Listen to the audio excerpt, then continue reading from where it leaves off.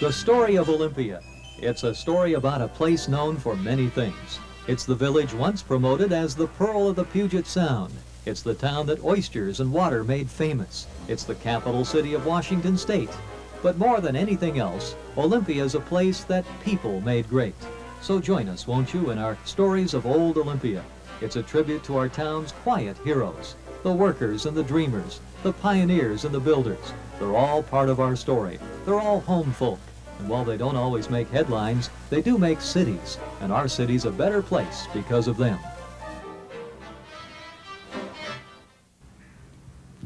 Welcome to the Story of Olympia. Hi, I'm Joe Willing, your host. And this chapter of our story begins at the head of the Puget Sound on Percival's Landing.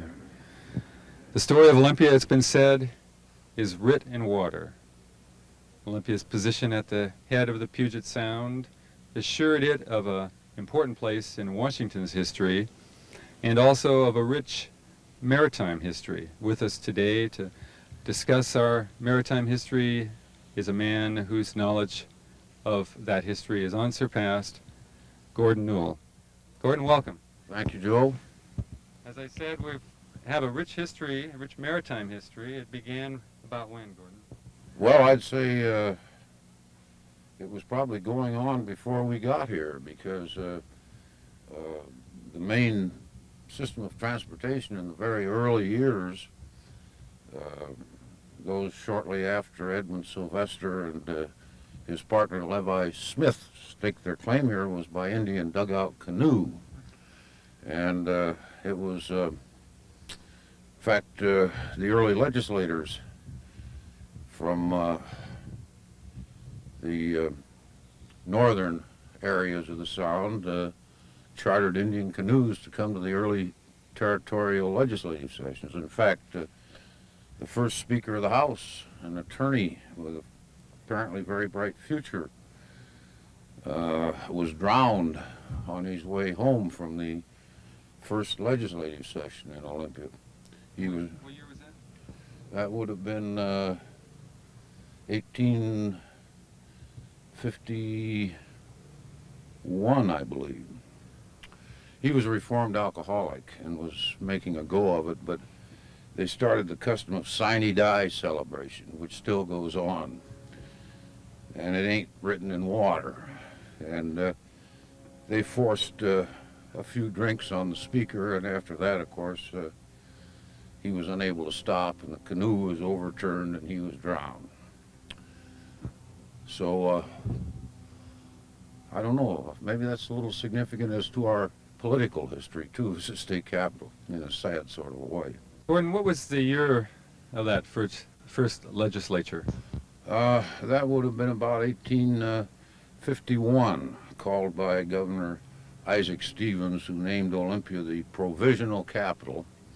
And for many, many years, the town impoverished itself trying to bribe the legislators not to move it somewhere else.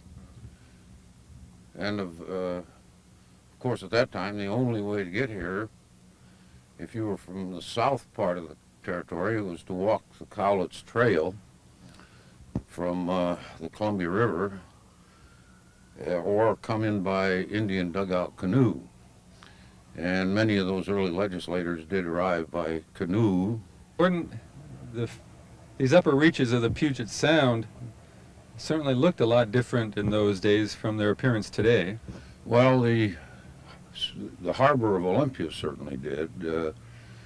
In fact, it was only a harbor at high tides. At low tides, it was a vast expanse of mud flats across which Indian women were accustomed to walk, picking up clams and oysters for sale.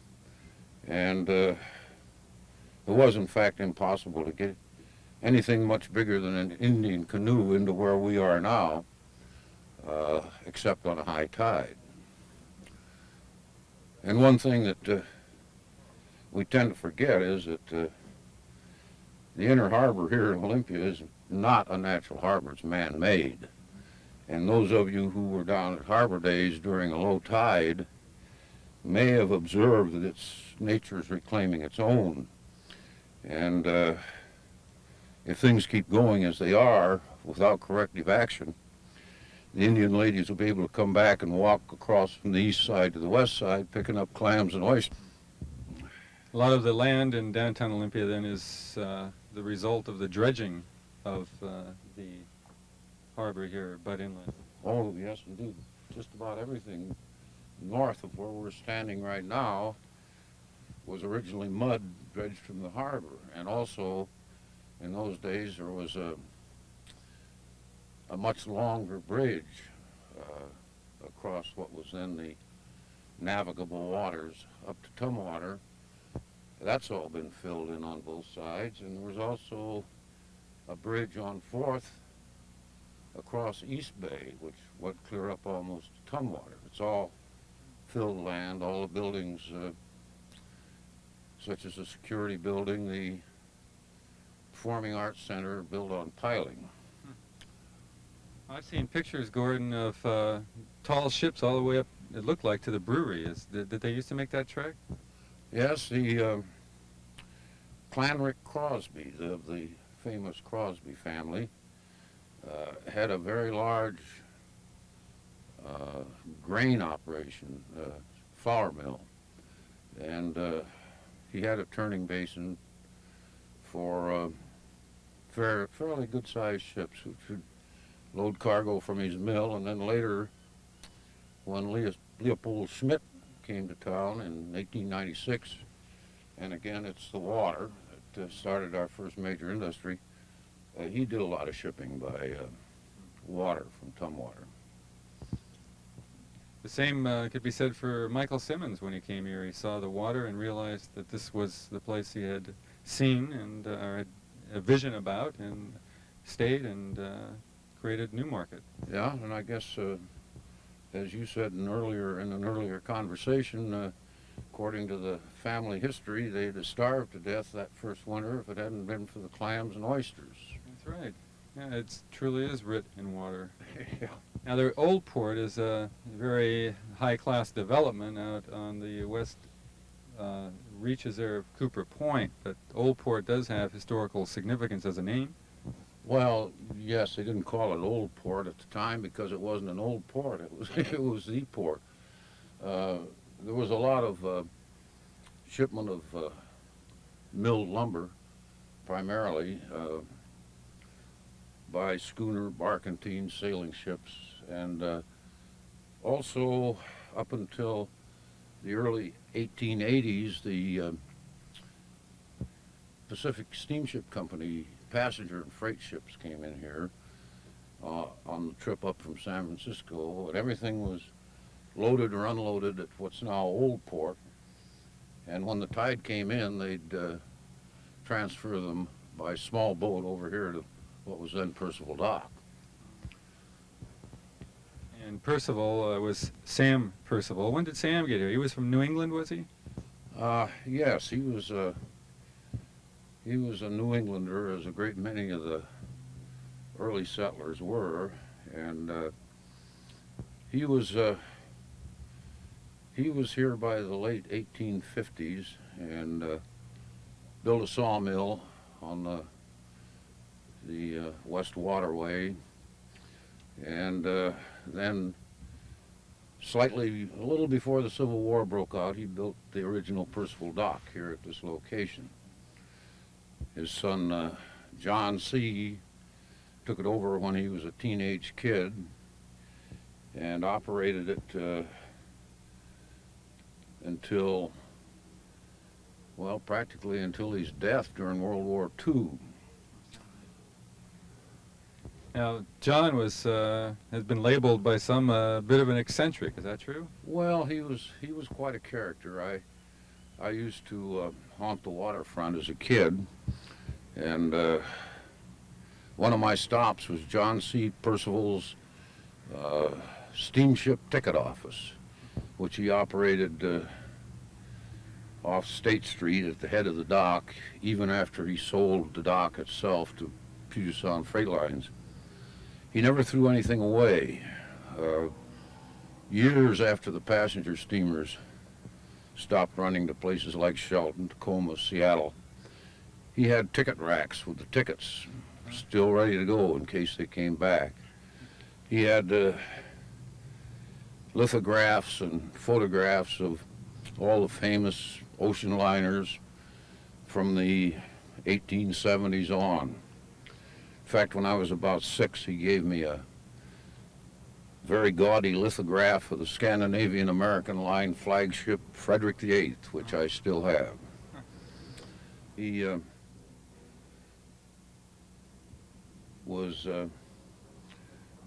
always seemed to feel that, and I think now I agree with him, that it was a horrible mistake when we built highways and started killing ourselves on them, when the old steamboats had a perfect record. Gordon, none of the steamship lines for which John Percival had the tickets came back, but maybe that was a mistake? Well, he was convinced that it was, and the more time I have to cogitate, the more I think he might be right, you know. They were gone almost before I was old enough to know what was going on, but I remember one memorable trip I made with my grandmother when I was a toddler, and I remember only a few details, you know, kind of flashes that you get of your very early childhood. I remember that Grandma had made a sack of popcorn balls, and I was on the boat deck of the little steamer Magnolia eating popcorn balls when she blew her whistle. And that was the most frightening experience that I ever had up to that point. But it was a lovely way to travel. There was no use getting excited and shooting somebody on the freeway because he was blocking traffic, because the captain was running the boat, and there wasn't much you could do about it. And I'd say in the 100-odd years when steamboats were the principal transportation system on Puget Sound, fewer people were killed and injured in all those decades than are in an average 6-month period on our highways. Gordon, when you were a child here, it certainly had a different appearance at Percival's Landing, and so did you. Tell us some of what it looked like and some of your memories from that period. Well, at the southern end of the dock was, there were a couple of flourishing enterprises. One was Delta V. Smith's towboat operation. His son is Wayne Smith, who has the Delson Lumber Company on the west side. Delta was a fine gentleman. He had been a naval officer in World War I, and when he came out, he started his towboat company with one little steam tug. One of his first deckhands was a long time, could be a native Olympian named Ken Ayers. And Ken, after he started as a deckhand on Delta's tug, ended up as a retired Rear Admiral U.S. Navy. And he recently commissioned another of these similar historical markers, which was presented to the city on Harbor Days, commemorating Delta Smith's operation. And if the city ever gets around to it, it'll probably be placed in another prominent location. Also, there was a float house just out from where the present little observation point is there on 4th. It had boats and canoes for rent at sea level, and the rumor had it there was booze and ladies of ill repute available upstairs. As a kid, I never was allowed up there to see if that was in fact going on.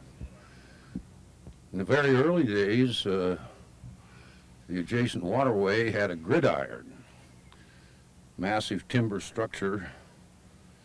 There were no dry docks on the Sound, so the bigger ships would come in at high tide and settle down on the dry dock grid at low tide where hull work was done. One, the Eastern Oregon, a big coastal steamer, caught fire while it was here on the gridiron, and I think one of the crew was burned to death. whole town gathered to see the spectacle, and when they got home the next morning, they found that burglars had rifled many of their houses. What year was that about, Gordon? That was about 1893, and it shows that things weren't perfect around here even then. It's a good idea to lock your door if there was a big fire downtown. This was also, I'm told, this side of state, an area of town where the church ladies didn't go. Yes, the area from State to Olympia Avenue, square block in there was called the restricted district. And as far as the mayor, the city council, and the police department, which in 1910 had a chief and 3 patrolmen, they all just simply ignored what went on there, and the sky was definitely the limit. Brought a lot of loggers and a lot of money into town. But the forces of decency put on so much pressure that in 1910, just overnight, everything closed up. And they found, as is frequently the case, that nobody had left town. They just spread out everywhere all over town.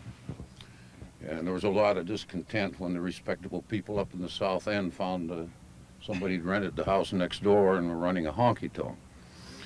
Then it developed into float houses.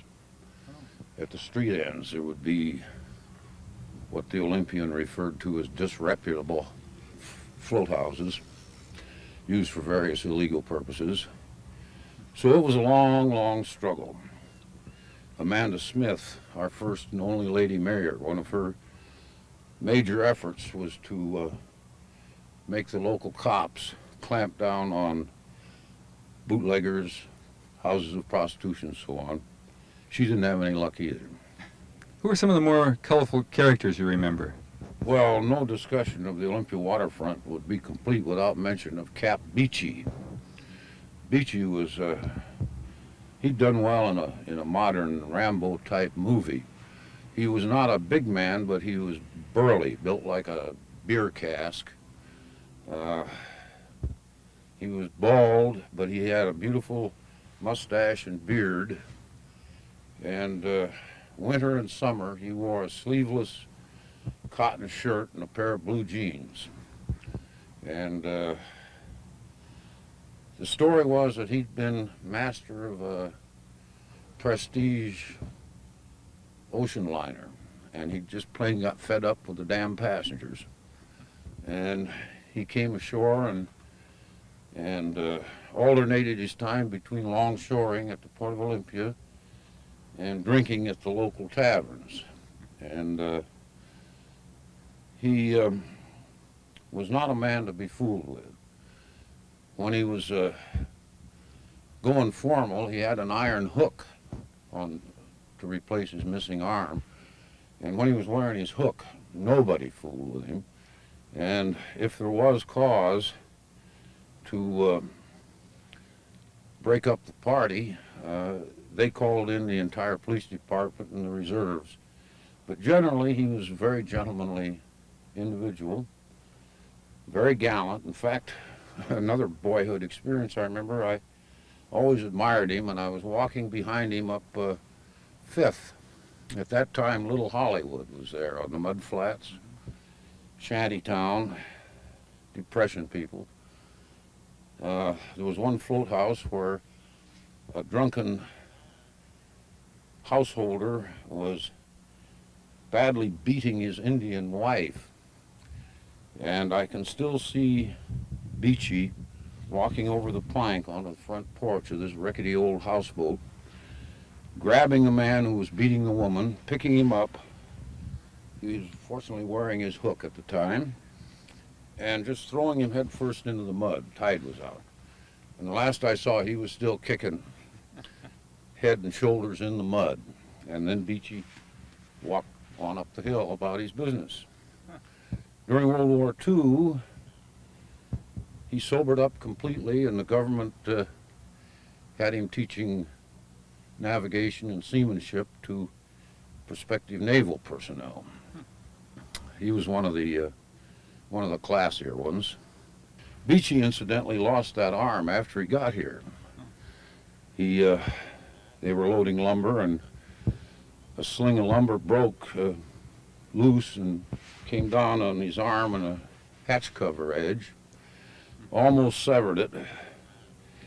And according to all the stories, he said, well, I always wanted to be buried at sea, and now I know part of me will, and walked over and threw his arm in the bay, and then walked down the gangway to the ambulance. They don't make them like that anymore. Gordon, this Percival's Landing was the transportation hub of Olympia for years, and for a fleet called the Mosquito Fleet. That's correct. In fact, it was sort of a civic gathering place. This is where everybody came to find out who was coming to town, who was leaving, what married couples were having a fight over the kids as they boarded the boat. The electric trolley line, which ran from Olympia to Tumwater, had a spur which came down state and right out onto the dock.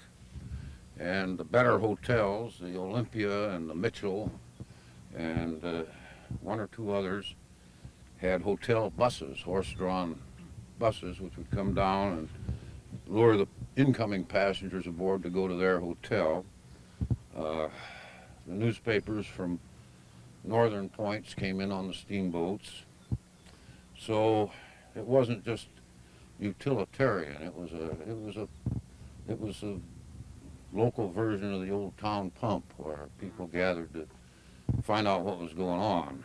And it became a steamboat port in 1850 when a little steamer called the Ferry.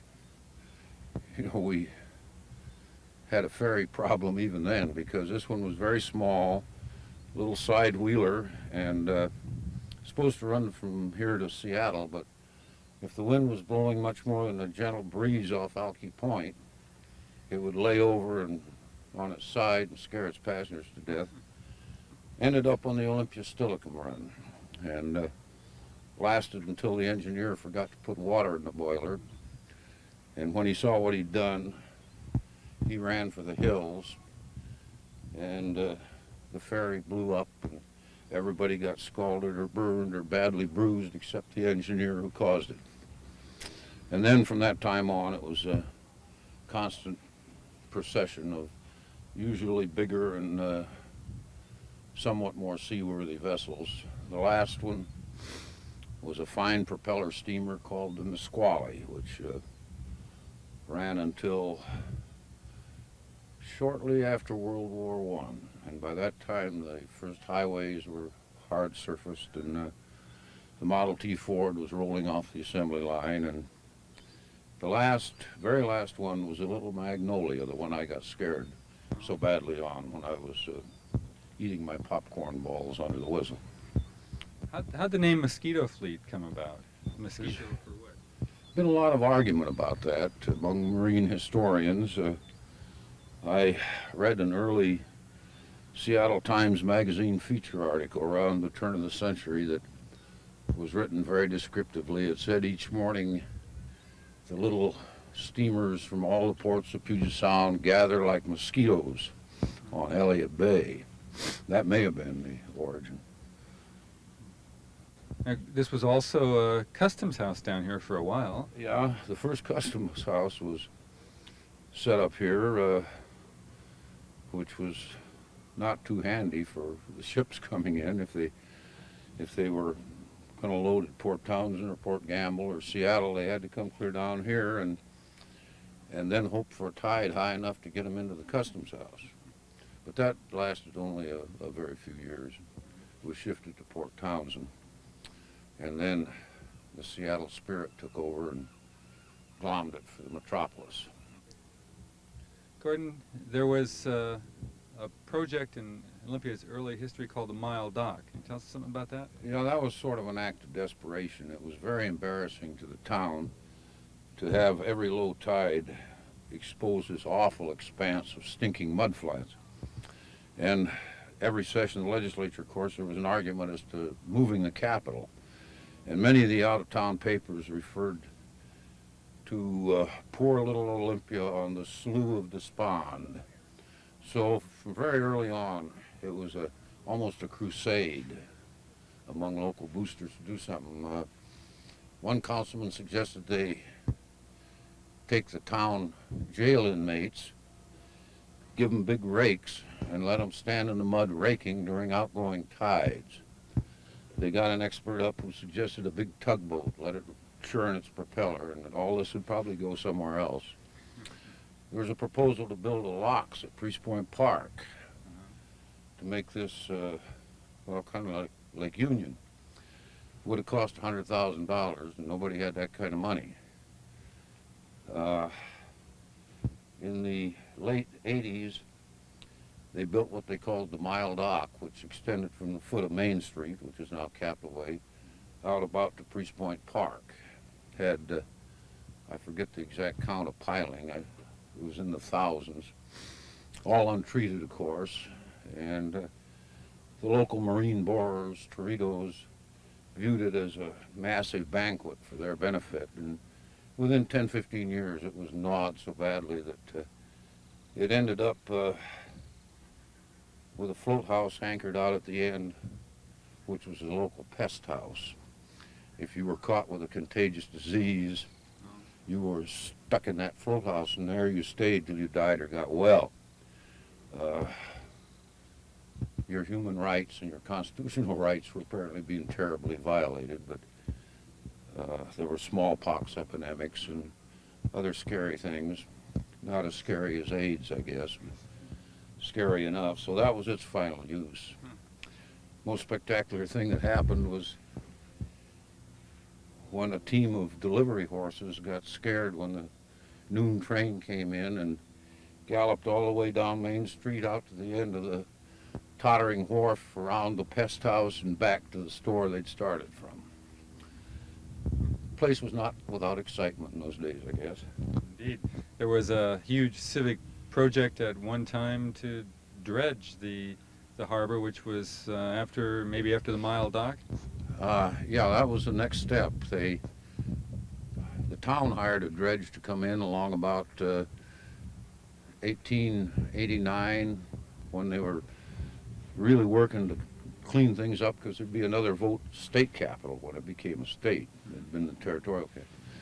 The dredge came in and gnawed away for 2 or 3 days, and I guess came to the conclusion that they would never live long enough to get the mud flats out of Olympia. They just went away, having drained the town treasury. But then a fellow named Doc Carline, local dentist, who became a prominent businessman and a very powerful legislator, became the civic booster of that era. Got him to build the concrete bridge on 4th Street, the wooden ones that kept falling down. And the dredge and fill project was really his baby. And it was mostly financed by local people. Those were the days when you didn't run hat in hand to the federal government for a handout. If you wanted something done, you rolled up your sleeves and did it. The Corps of Engineers picked up some of the costs, but the major cost of making this a harbor was borne by the citizens of Olympia. And that dredging was about a generation long, wasn't it? It started in the early 90s, and finally was completed in 1911. And the completion of the fill was celebrated by the first airplane flight to and from Olympia. The pilot was advertised as a daring birdman, and an area was roped off for spectators, but the fill was so big you could see it without paying the 50 cents to get in. And most of our citizens were pretty careful of $1 then in those days. I think he lost money, but it was a thrilling kickoff for the completion of the great Carline fill, which they called it for many years. The Carline fill. Until the port took it over. Well, Olympia's history is written water, our position we owe a lot to in terms of our growth as a city, and certainly we all owe a lot to those pioneers, longshoremen, and the people who dredged, and everybody who's come before. Yes, we had some very determined civic leaders in this town, and for many years they fought against some very bad odds. And they have succeeded very nicely, I'd say. Well, it may not be a perfect city, and it certainly isn't, but I can't think of anyone anywhere that I'd rather be spending my declining years in, I'll tell you. Nor can I. And thank you, Gordon, so much for being part of our story of Olympia. It's been a pleasure. This reminds me of old KGY when it first started. And anybody that was breathing could be on the air.